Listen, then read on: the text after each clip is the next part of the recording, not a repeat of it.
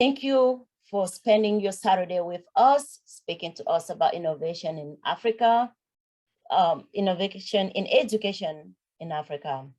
Following your talk, we will spend 15 to 20 minutes before we break into collaboration and discussion rooms.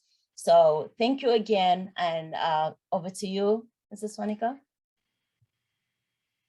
Thank you very much, Ruth, and nice to see everyone today. Thank you, Jennifer, as well, for the invitation. Yes, I was asked to share some remarks on the future of education, post-COVID. And so I thought I would just share with you a bit about kind of my philosophy on education and about some of the experience that we've had in dealing with education during the last 2 years of COVID, and some of the lessons that we've learned that you might find relevant for how we move forward post-COVID. But to do that, I thought I would share with you as well a bit of context about how we do education so that you can understand where we're coming from. Last year, I'm going to share a few slides.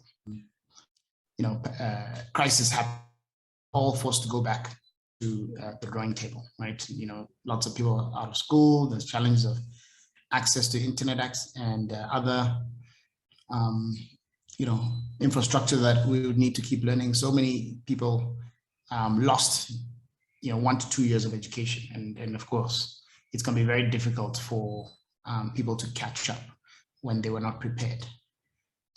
So it was obviously a very big setback for education, what COVID did. And I'm sure you've seen all these headlines. But one of the things, as Jennifer mentions, is that one of the things that I believe in is that constraints drives innovation, right? We've always, in Africa, been a continent of constraints, right? We don't have enough infrastructure. We don't have a lot of, money. We're a poor continent, right? We don't have a lot of time either. By 2035, Africa is going to have the largest workforce in the world, right? So other parts of the world, they have maybe, the US has a declining college population because this is the birth rate is so low, right? And the rest of the world population is aging. In Africa, we remain the youngest continent in the world. The average age of an African is 19. The average age of a German or Japanese is 47 or 48, right? So we have a lot of constraints, a lot of problems. And so one of the things I believe is that constraints actually drive innovation, and we have a lot of constraints. So Africa, in theory, should be the most innovative continent in the world because we have the most constraints in the world. And as Jennifer mentioned before, I really believe that, when you're behind the rest of the world, this is Africa, and that is the rest of the world. We're on a racetrack, we're behind the other car. If you use the same methods and the same vehicle, you'll never catch up because the rest of the world is already ahead of you. So if this is the rest of the world, they're driving a Ferrari, we need a rocket, we need a space shuttle, because we'll never catch up, right? We need to reimagine, we need to reinvent, and not just simply copy best practice, but really think about new practice. How do we leapfrog, right? And actually not try and replicate building universities over 1,000 years like they did in Europe. It took them 1,000 years to build Oxford. We have 15 years. They have billions of dollars. We don't have any money. There are thousands of professors with PhDs. We don't have professors with PhDs. We have very few, right? They have thousands of well-trained teachers. We don't have lots of well-trained teachers. So we have to reimagine and not just copy what systems we have seen in the rest of the world. Otherwise, we'll never ever catch up. We'll always be this vehicle behind the rest of the world. So when COVID happened, I stopped my whole organization for about a month, and we didn't do anything. We just imagined what the world would look like post-pandemic. So my whole team for a month became strategists. We read about 100 research reports and opinion pieces and what futurists were thinking about the world. And we went back to the drawing board to say, okay, how do we reimagine even what we are doing as the African Leadership Group? We were already quite an innovative organization, but we realized that times were going to change. And so from our reimagination process, we took the view that COVID was going to be within Africa a phenomenon until the end of 2023 at the minimum, because we could tell, from all the research, it looked like vaccination rates were going to be low in Africa at the time there was no vaccine when we were looking at this, when we were doing this thinking. But when you looked at previous pandemics, they looked at the 1918 flu pandemic, they said this thing is going to come in waves. There's going to be different waves. There's going to be people will think it's over and then we'll get back, and then so you need to plan for a long time. So we said, okay, we're not going to be able to just get people back into classes. We actually need a new model of educating our students, and assuming that COVID is going to continue to disrupt our classes for the next 2 years. This was the middle of March 2020 when we were doing this reimagination. We also took from our insights from the research, we said the world is going to become a lot more digital post-COVID. And so we need to become digitalized ourselves as an organization, and we need to create talent that can compete in this digital world, and that will actually be able to work in a more digitized world. So we actually then and we also realized that the economy was going to undergo a massive recession, and so we said we need to become much more focused on creating entrepreneurs who create their own jobs, because the jobs are going to be even fewer post-COVID.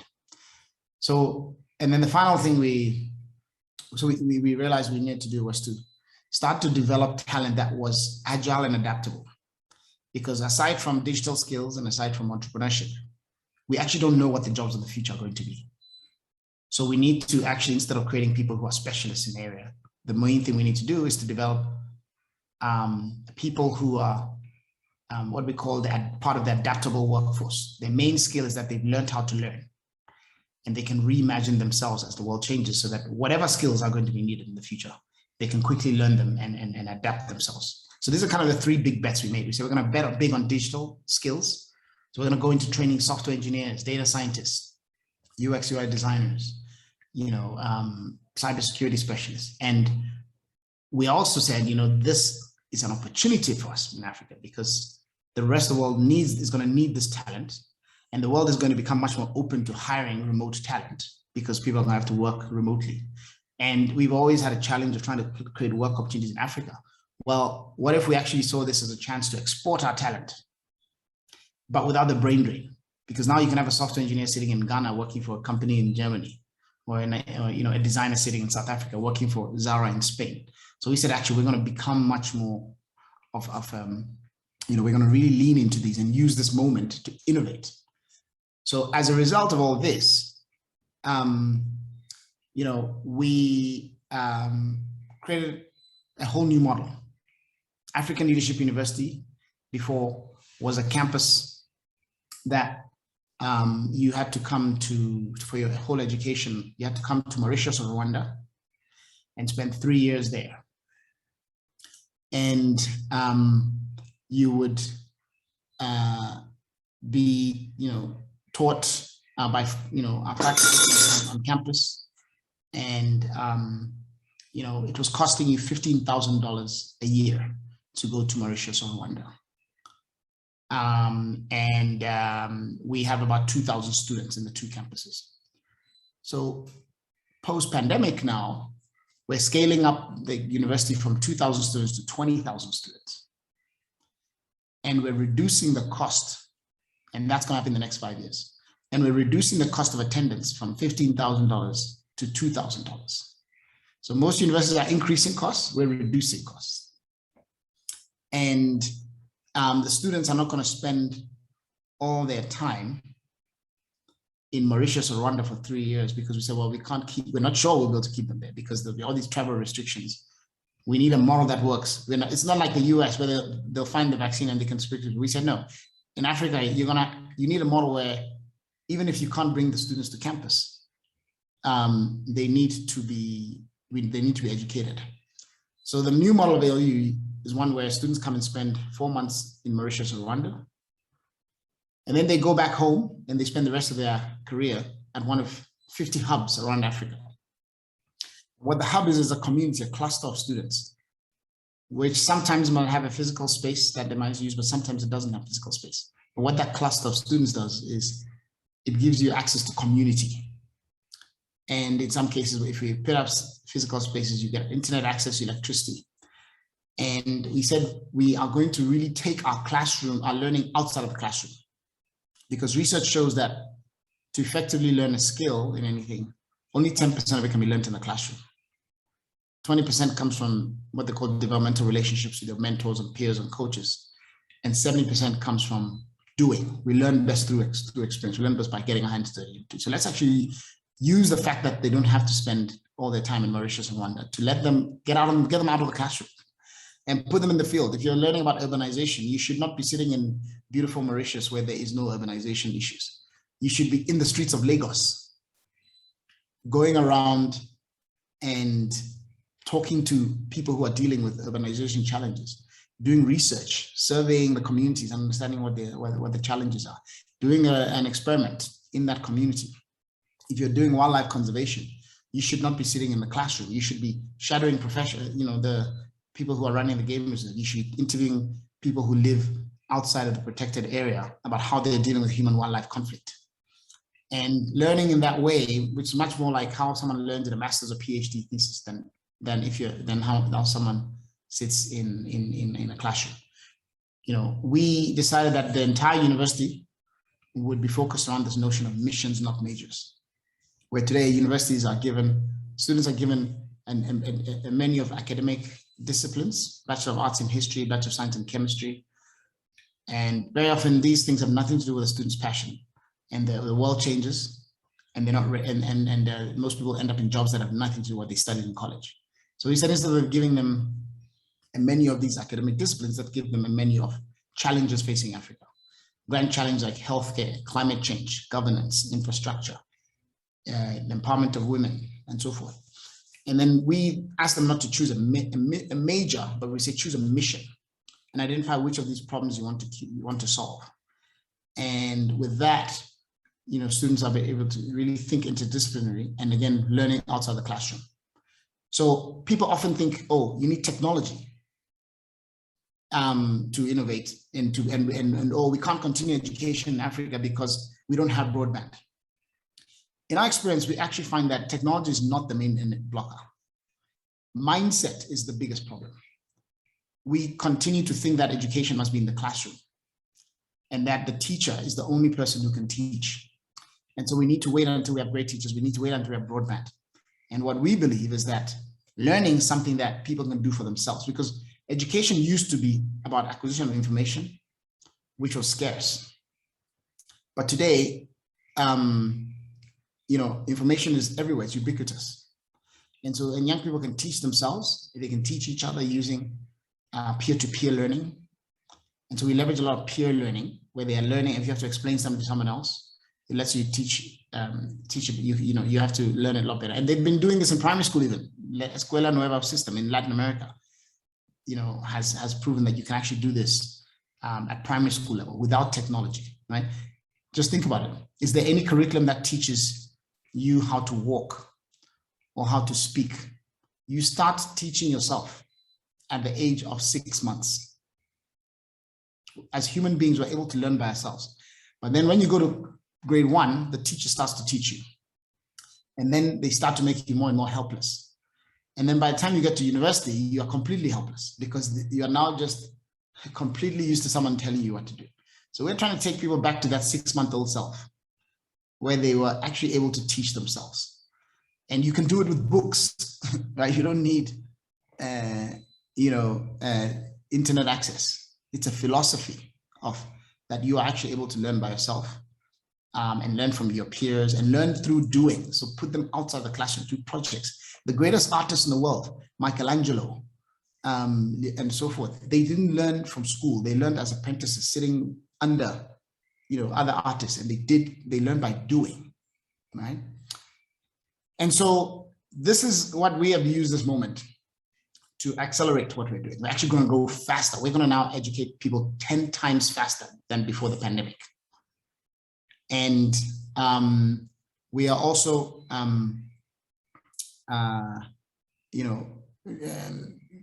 for example, we're going, as I mentioned, one of the big bets we're making is on digital, training people for digital skills. But I don't want you to walk away thinking that this is only possible because we're using technology. It's much more of a frame of a thinking, right? The biggest blocker to innovation in Africa is not technology, it's our own thinking. It is our, wanting to follow traditional ways, whereas what we need is unconventional, untraditional reimagination of education and the role of the teacher, the role of the learner, the role of the classroom. We need to rethink everything. And if we do that, now, of course, if you have technology, yes, it does make it faster. And it does allow you to do things better, right? In some ways. For example, we're training right now, almost 2,000 software engineers. With that 1 year ago, we were not training. And we're doing this through technology. And next year, we're going to train 20,000. And we're going to train 1 million software engineers in the next decade because we're able to just use technology, right? We're training people at really low cost who can compete on the global stage. I recently, and we're doing this in all these countries. We have 500 engineers we're training in Ethiopia now, and we don't have any physical facilities in Ethiopia. A year ago, before COVID, in our old model, we would have had to go and build a campus, set up spaces. We're not doing that. We are training these 2,000 engineers across 30 countries. We have no physical presence in these countries. And so we're growing much faster. And these students are coding for 100 hours a week. Right? So they are learning in a very rigorous way. And I'm going to show you a quick video so you can see how this is working. And again, this all came out of our reimagination process. And you can see how we're training people in a very different way, thanks to the pandemic. So I've actually, in the end, I'm quite grateful that the pandemic has forced us to think even more differently. We were already thinking differently, and we went even more radically during the pandemic. And now we're using it to grow 10 times faster and to do things in a much lower cost way. And we're reaching many, many more people than we were doing before. I recently wrote about this young woman who is from a rural area near Mombasa, where we would never have built a university before the pandemic. And I saw that she was following my LinkedIn post. And I said, who's this person that keeps commenting on my stuff? And I looked at her profile and I saw she was one of my students who was studying software engineering. So I said, let me talk to this woman. She looks very interesting. I was blown away when I spoke to this woman. She is 21. Her mother is illiterate, has never been to school. Her dad has only finished primary school. And she's, before that would have been the end of her story. She wouldn't have had education. But because of this new model that we rolled out after the pandemic, we're reaching her. She's doing our software engineering program. She's training to become a full stack software engineer. She's coding 100 hours a week. She sleeps at midnight, wakes up at 6 a.m. every day. That's what she told me. And she said, Fred, how many books have you read? Because leaders are supposed to read. And I said, well, I've read last year she said, how many books did you read last year? And how many books are you reading this year? I said, well, last year I did about 12 books. And I was very proud of myself. And this year I said, I did 8 books. I've been busy. I said, how many books have you read? She said, I've read 58 books this year. And then she goes on to tell me 10 were in leadership, so many were in engineering, whatever. She was teaching herself. And she then went on to show me this poem that she had written for me. She's published a book on, again, using digital publishing tools. This woman can compete with any Stanford graduate, MIT graduate, Harvard graduate that I've ever met. And I hire a lot of these people from these fancy universities. The next day, after I posted about this woman, she got an internship at Google. And she's going to be working in Paris with Google. That's the power of reimagining. We would never have been able to reach this woman, right? But when I wrote about her, I got all these people coming and say, what? I've never seen such talent. Can we hire her? So now we're turning away employers who want to hire this woman. Right? She would never have been able to get this if we hadn't dared to think differently, right?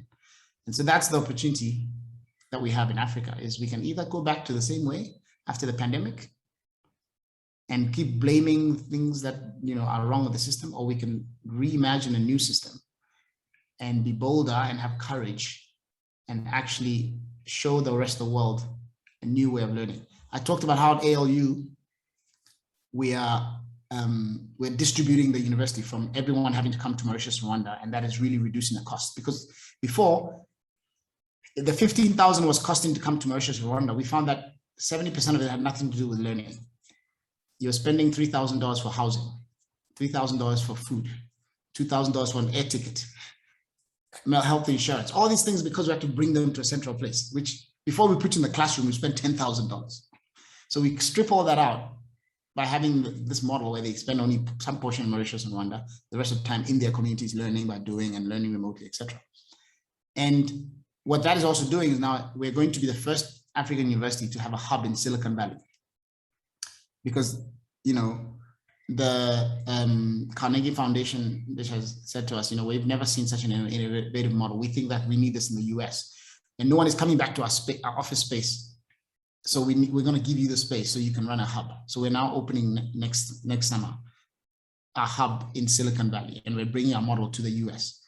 Because again, this is not just the first for Africa, but it's one of the, you know, it's a model that is relevant to the rest of the world, because the US needs to reimagine its higher education system. So I'll stop there and show you this quick video, which shows how we're training software engineers in this new model. And then we can take questions. This is not the one that I spoke with, but here's another example of a student who's going through the same software engineering program that I'm talking about.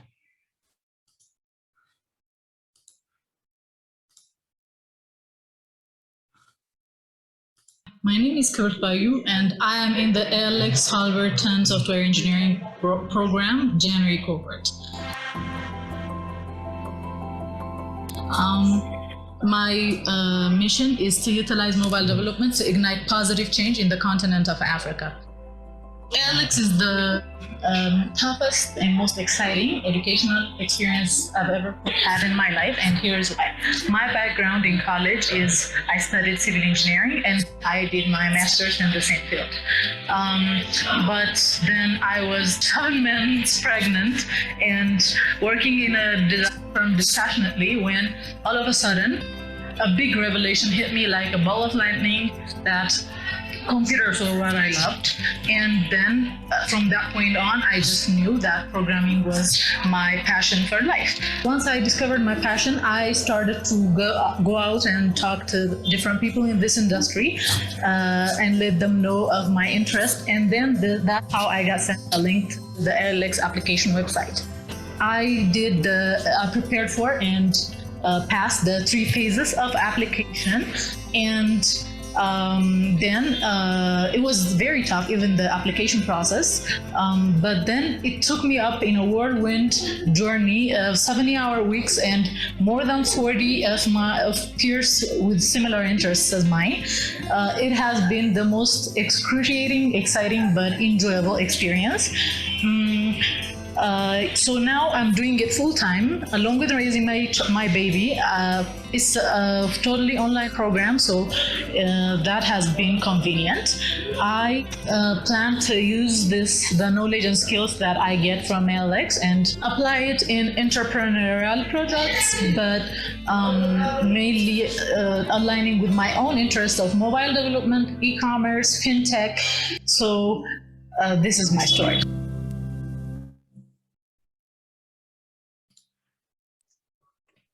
Yeah. Shop our biggest sale of the year. So again, we don't have a physical campus in Ethiopia. We would never have trained this woman before pandemic, and now there's almost 2,000 of them studying that way. The other one I told you about is the one who I spoke with, who got an internship at Google, and we're doing this. You know, we can grow much faster. But again, I don't want you to think about, okay, that's an example of how we are using technology. And yes, of course, if she didn't have internet access at her house, she wouldn't be able to do it. But you see how she described she's learning from her peers. And we don't have any faculty in that program. It's self-directed learning, peer-to-peer learning, and learning by doing. They do a lot of projects. And that's really the core here that I'm saying is, you know, you can apply that philosophy even in resource-light environments where you don't have internet access. It's much more about how do you think about education, and can you be bold enough to reimagine education so that we can grow faster and actually use the constraints that we have in Africa to build new systems of learning, not just copy the rest of the world. Okay, I'll take questions. Thank you so much, Fred. And before we take questions from the audience, we want to give you a little dose of your own medicine with some fireball questions. If watching you on some interviews, if that's okay. Is that all right? Yeah, sure. Okay. So I'm going to give you like choices or just one word answers. Fufu or ugali? Fufu. Fufu. African country you haven't been to? Central African Republic. Leadership or relationship? Leadership. Your African role model? Rasa Michelle. Rasa Michelle. Most played African artist on your Spotify? Wizkid. In 2 words, how do you motivate yourself? My students. Top African university? African Leadership University, of course. I'm so surprised. Scale of 1 to 5, 5 being the highest. Significance of local culture in education? 4.5. Right. And will you come back if invited? Maybe. Thank you. We are so grateful and want to open it up to questions, and we'll be sharing this with, we've have over close to 300 people in our network, and so we'll be sharing this with others. But please, if you have a question for Mr. Swaniker, just unmute.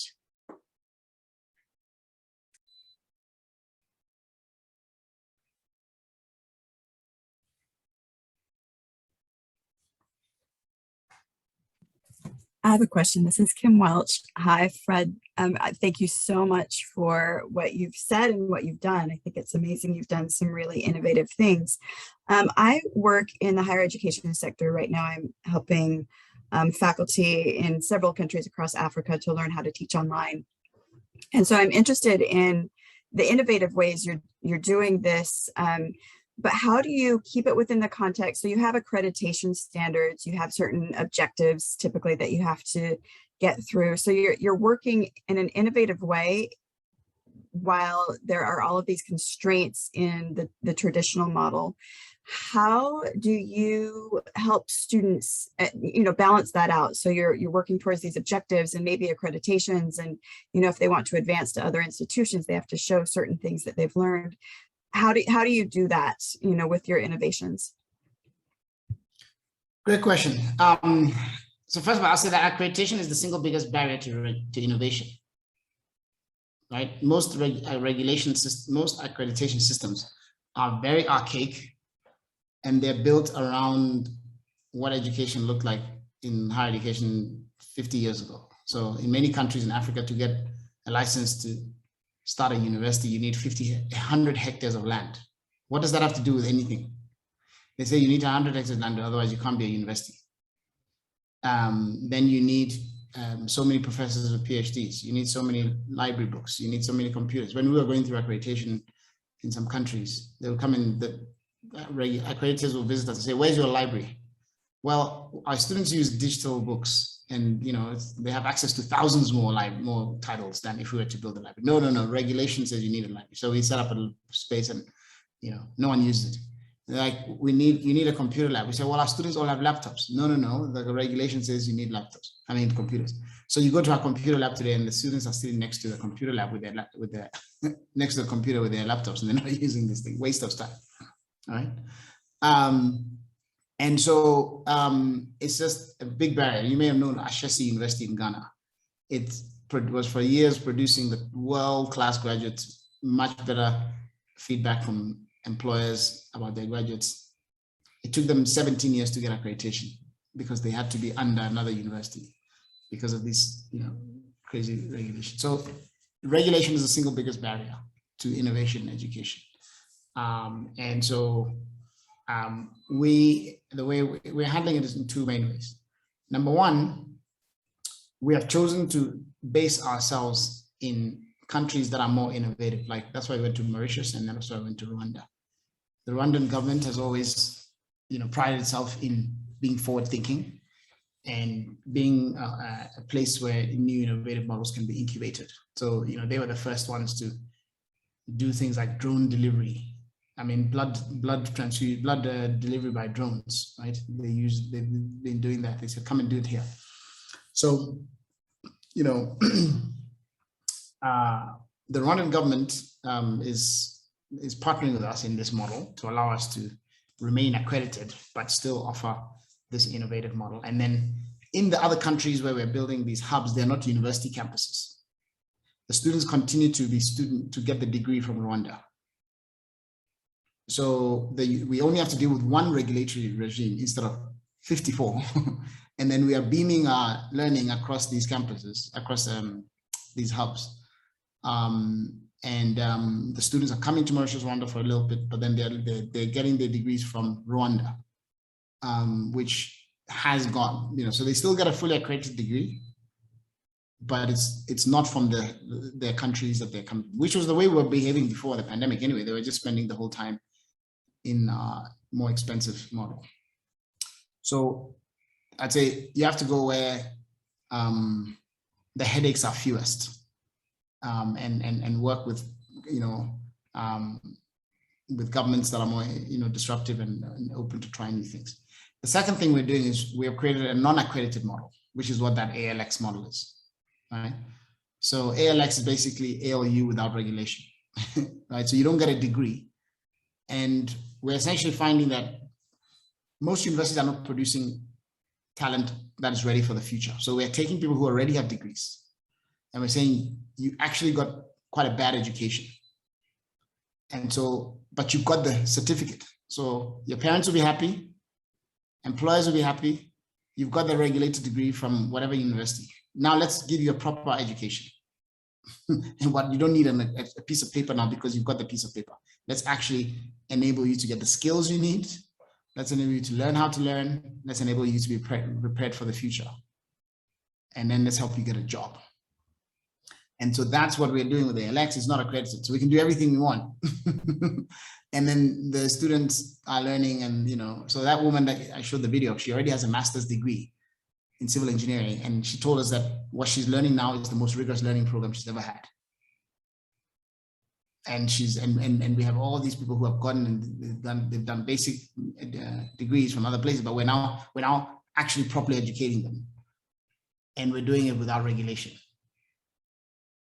so that they can actually get, so if we tell them, if you want a piece of paper, don't come here.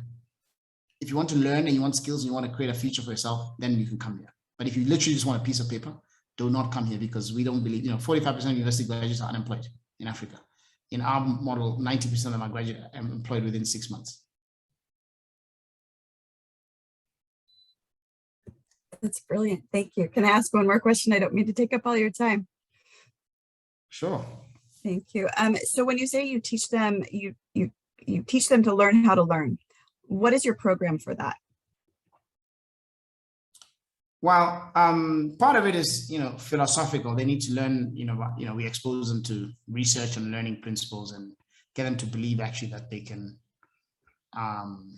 learn by themselves. And you have to take them back to that, like I said, the 6-month-old version of themselves when they were learning language.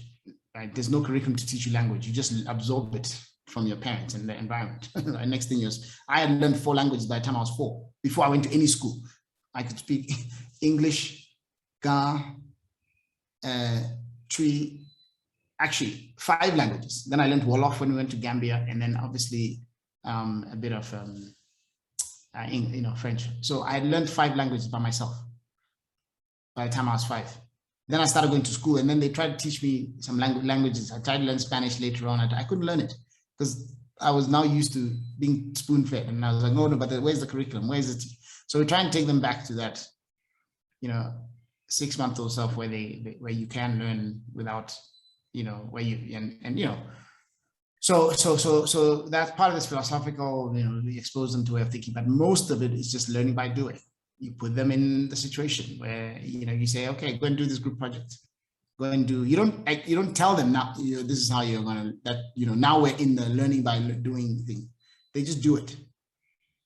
And you give them structured ways of gathering information and, working in projects, and take them out of the classroom. Like I said, 10, 20, 72.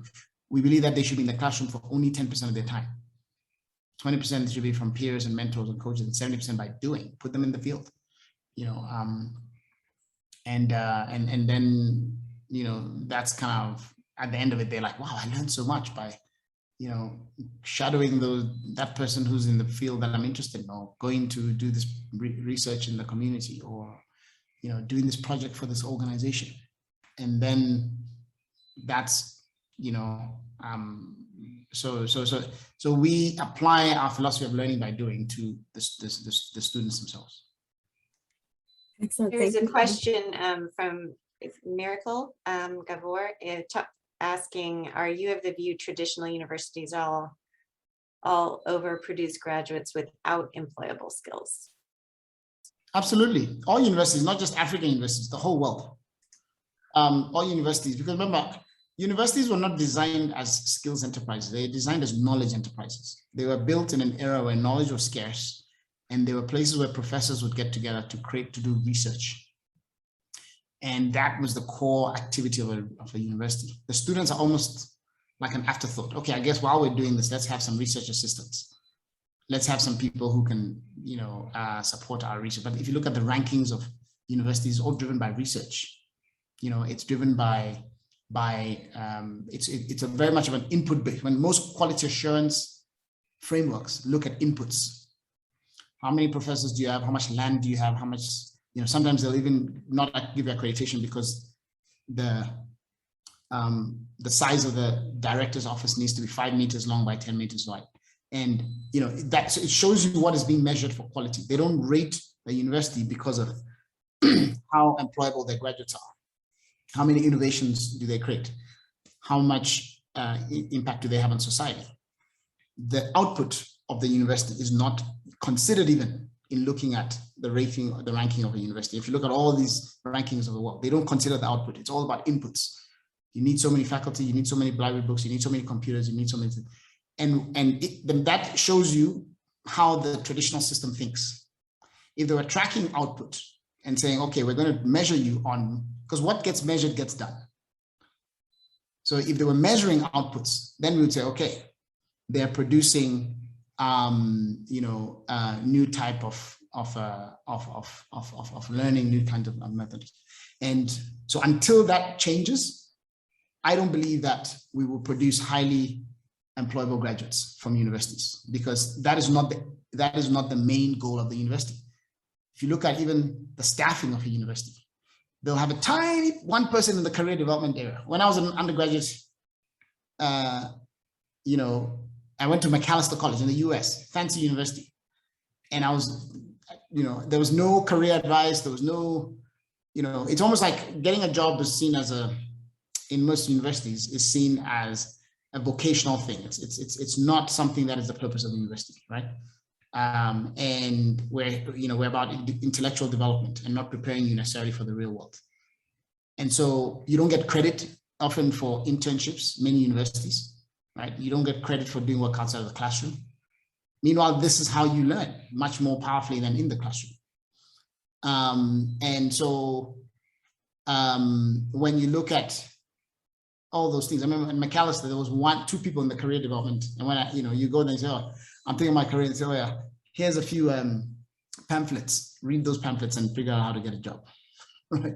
And the entire staffing is about the faculty. So, again, I'm seeing there's some people who beg to differ, and that's fine. I am challenging the traditional model. So I can understand how a lot of people, we've all come from there, right? So whenever you're trying to do something different, it's a scary situation. We are doing something different and our results are different. As I mentioned, traditional universities, most college graduates in Africa, 45% of them are unemployed. It takes them 5 years to get a job in many countries. In Africa, it takes 5 to 10 years to get a job as a college graduate. 90% of our graduates are employed within 6 months. They earn about double the salary of most of traditional universities in Africa, right? We track the data on that. And they're able to get employed not just by, when we send them into companies, we track how they are doing, and we get ratings from the employers about the skills that they have. And I can tell you, of the 2,000 people who have put in internships or jobs in the last 6 years, the average rating is 4.5 out of 5. I know that data. Most universities do not know that data because that's not what they're measuring.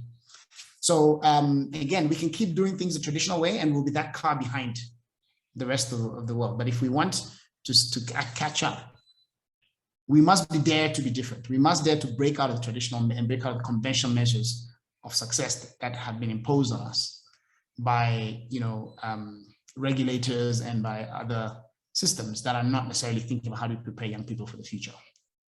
And so what I'm saying is that unless we do things differently, we will never be able to really catch up.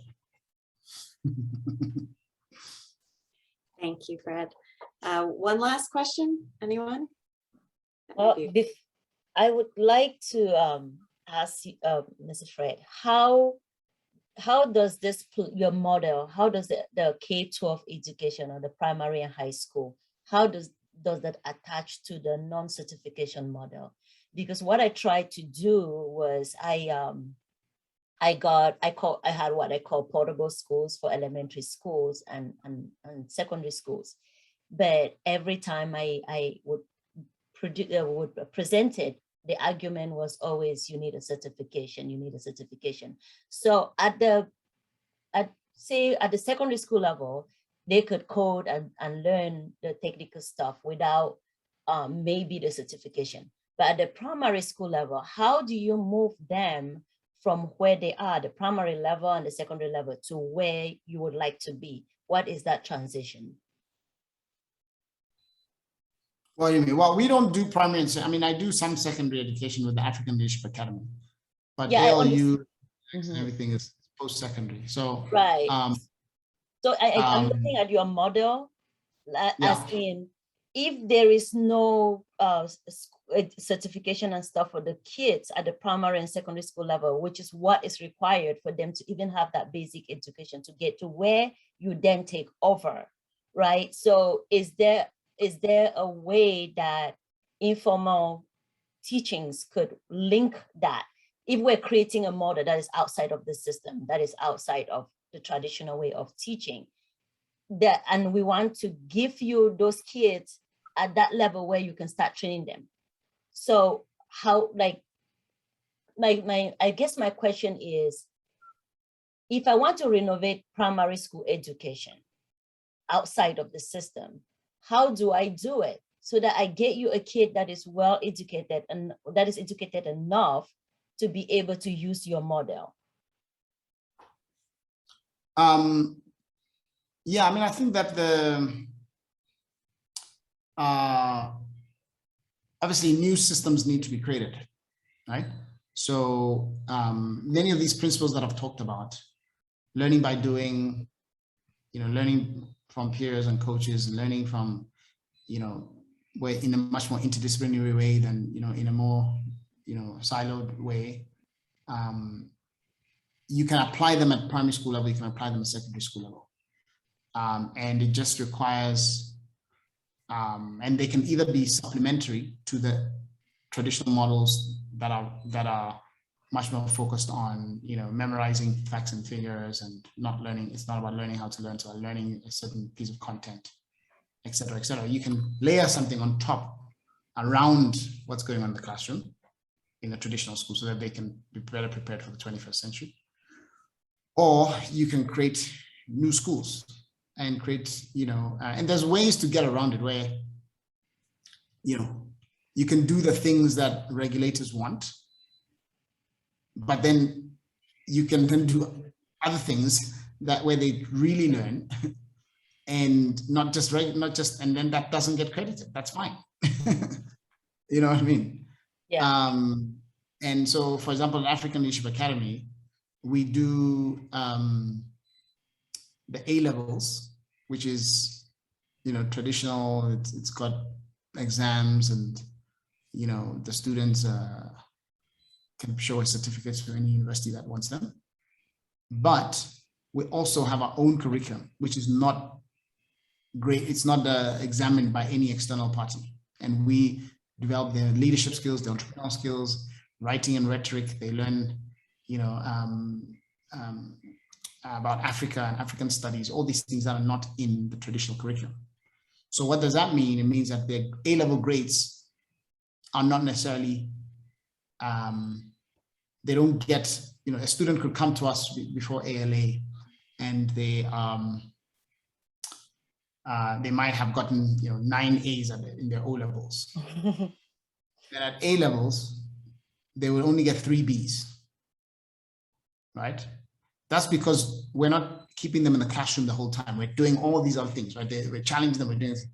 And these same students, when they get into college and they go to the most rigorous universities, they go to Stanford, Harvard, MIT, we've got 400 of them attending universities in the US. Our model is so different that when Bill Gates was looking at where to send his daughter to school, he looked all around the world and he sent her to our academy in South Africa, right? So this model, I want to be clear that this is not only about, oh, it's only because of Africa. We're developing world-class education. Our graduates are able to compete. They go to Tsinghua University for the Strassman Scholarship. They get out of our university and they go to Harvard Business School and Stanford Business School for their MBA programs. And they are doing as well as, or even better than me. They get Rhodes scholarships, all the things that you consider traditional measures. Our graduates are able to compete in the best, highest levels in the world, not just in Africa. And we're doing this by daring to think differently. And that's why we're taking our model to Silicon Valley. We're opening the first campus, hub there, right? And so it is universally accessible. The world needs a revolution in education, and we need to, as educators, disrupt ourselves and do things differently and push pressure on governments and measure the right things, because what gets measured gets done. And so when you do that, you can do it at primary school level, you can do it, you can layer it on top of the traditional education model, you can create a separate system, but we can't just keep doing things the traditional way. The world has changed, and COVID especially changed it even more, right? So we need to really think differently. Absolutely, thank you. That was brilliant, thank you so much.